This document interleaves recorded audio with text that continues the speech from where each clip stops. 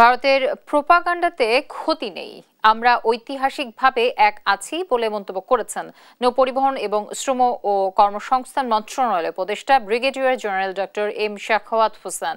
শুক্রবার দুপুরে যশোরের বেনাপোল কার্গো ইয়ার্ড ইমিগ্রেশন পরিদর্শন শেষে তিনি এসব কথা বলেন।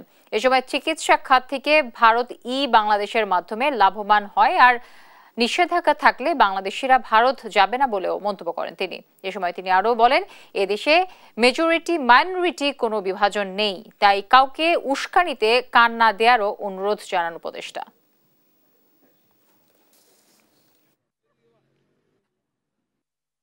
আমাদের বিরুদ্ধে কোনো প্রপাগান্ডা হবে তখন আমাদের দেশের লোক কম যাবে, কম গেলে আমাদের তো কোনো ক্ষতি নেই।